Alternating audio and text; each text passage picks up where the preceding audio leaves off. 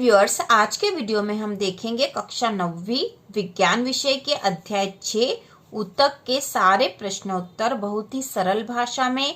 और यदि इस तरह से आप एग्जाम में लिखोगे तो आपको पूरे में से पूरे अंक प्राप्त होंगे। और इसके पहले आगे के अध्यायों के भी सारे प्रश्नोत्तर चैनल पर उपलब्ध है, प्लेलिस्ट में भी दिखा रखे हैं। आप आसानी से उनमें से देखकर आसानी से याद कर सकते हो। तो शुरू करते हैं अध्याय 6 ऊतक के प्रश्नोत्तर। पहला प्रश्न है, ऊतक को परिभाषित करें। ऊतक को परिभाषित करें तो इसका उत्तर है, ऊतक कोशिकाओं का समूह होता है जिसमें कोशिकाओं की संरचना तथा कार्य एक समान होते हैं। तो वास्तव में जो ऊतक होते हैं वो कोशिकाओं का समूह होता है। ठीक है, कोशिका जो है उसका समूह जब हो जाता है तो वो ऊतक हो जाता है। और ये जो कोशिकाएं होती हैं इनकी संरचना और कार्य एक समान होते हैं।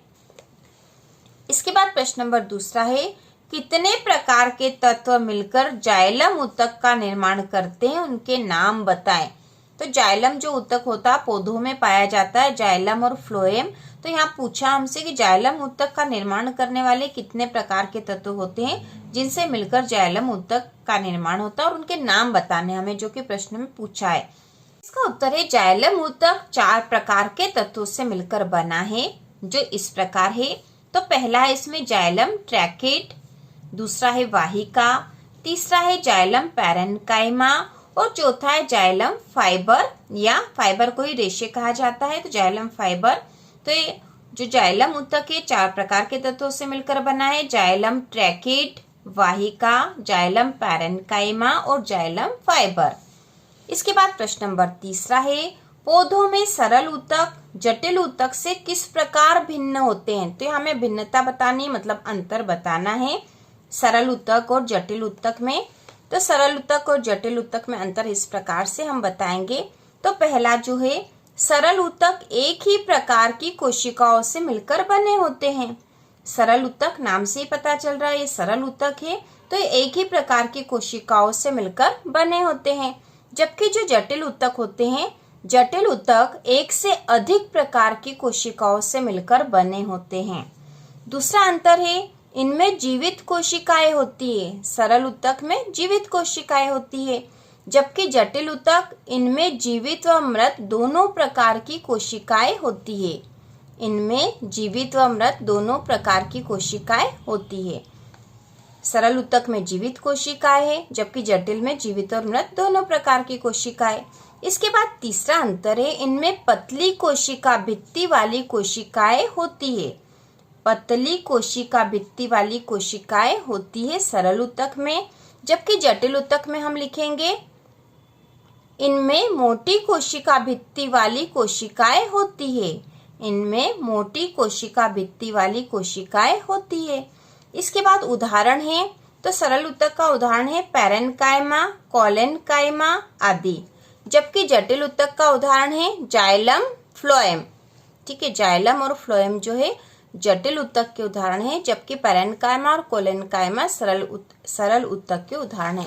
तो बहुत ही आसान है सरल और जटिल ऊतक में अंतर। एक बार फिर से देख लेंगे, सरल ऊतक एक ही प्रकार की कोशिकाओं से मिलकर बने होते हैं, जबकि जटिल ऊतक एक से अधिक प्रकार की कोशिकाओं से मिलकर बने होते हैं।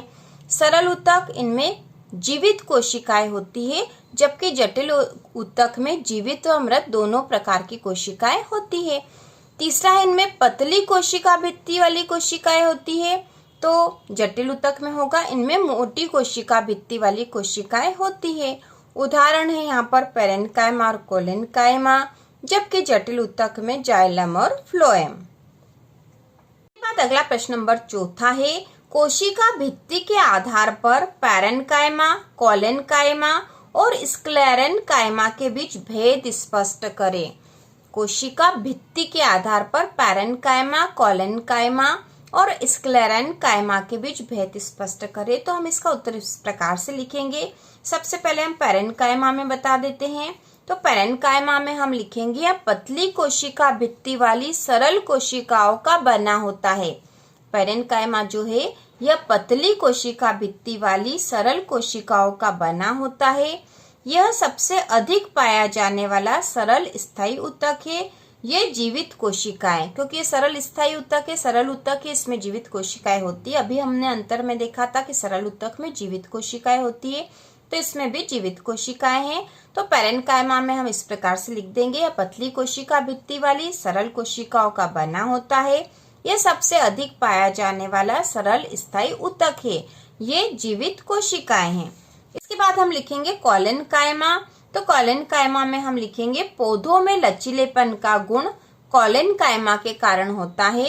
इस ऊतक की कोशिका भित्ति पैक्टिन की बनी होती है। इस ऊतक की कोशिकाएं जीवित, लंबी और अनियमित ढंग से कोनों पर मोटी होती है। एक बार फिर से देख लेंगे, कॉलेनकाइमा में पौधों में लचीलेपन का गुण कॉलेनकाइमा के कारण होता है। इस ऊतक की कोशिका भित्ति पैक्टिन की बनी होती है और इस ऊतक की कोशिकाएं जीवित, लंबी और अनियमित ढंग से कोनों पर मोटी होती है। इसके बाद है स्क्लेरेन्काइमा। तो इसमें हम लिखेंगे यह ऊतक पौधों को कठोर और मजबूत बनाता है। स्क्लेरेन्काइमा जो है यह पौधों को कठोर और मजबूत बनाता है। इस ऊतक की कोशिकाएं मृत होती है। इस ऊतक में कोशिका भित्ति लिग्निन की बनी होती है। ये भित्तियां प्रायः मोटी होती है।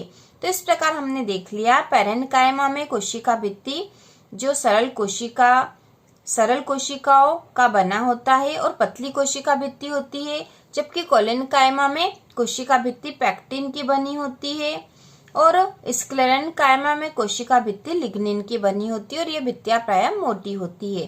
तो इस प्रकार से हमने इनके बीच में भेद स्पष्ट कर दिया है। इसके बाद अगला प्रश्न है, रंध्र के क्या कार्य हैं?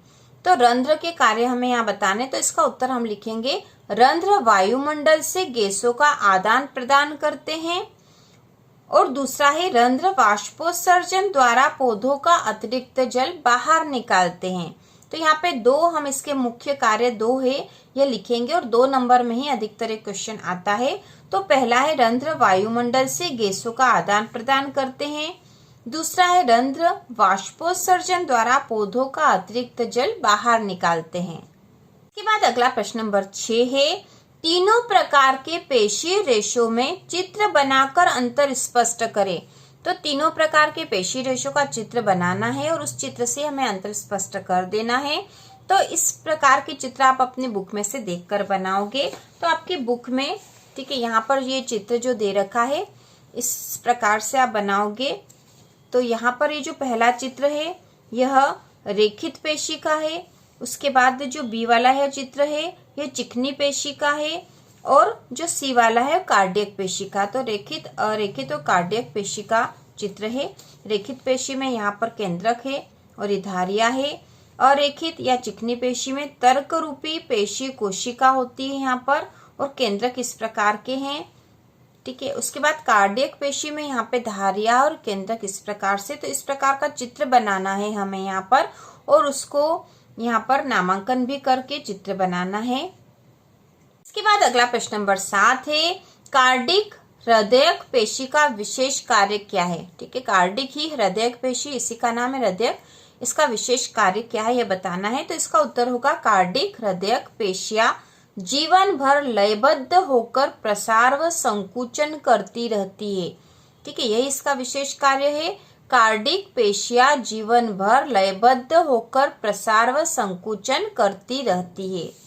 इसके बाद प्रश्न नंबर 8वां है, रेखित, अरेखित तथा कार्डिक पेशियों में शरीर में स्थित कार्य और स्थान के आधार पर अंतर स्पष्ट कीजिए। तो कार्य और स्थान के आधार पर अंतर बताना है। तो हम इस प्रकार से लिखेंगे, सबसे पहले रेखित पेशियां, फिर अरेखित पेशियां और फिर कार्डिक या हृदयक पेशियां। तो सबसे पहले रेखित पेशी में हम लिखेंगे, ये ऐच्छिक पेशियां है, ये अधिकतर हड्डियों से जुड़ी होती है तथा शारीरिक गति में सहायक होती है। ये ऐच्छिक पेशियां है, ये अधिकतर हड्डियों से जुड़ी होती है। तो ये हमने इनका स्थान बता दिया है क्योंकि हड्डियों से जुड़ी होती है तथा शारीरिक गति में सहायक होती है। तो ये इनका कार्य है। इसके बाद अरेखित में हम लिखेंगे, अनैच्छिक पेशियां है, ये आहार नली में भोजन का प्रवाह या रक्त नलिका का प्रसार व संकुचन जैसी गतियां करती है। ये अनैच्छिक पेशियां है, ये आहार नली में भोजन का प्रवाह या रक्त नलिका का प्रसार व संकुचन जैसी गतियां करती है।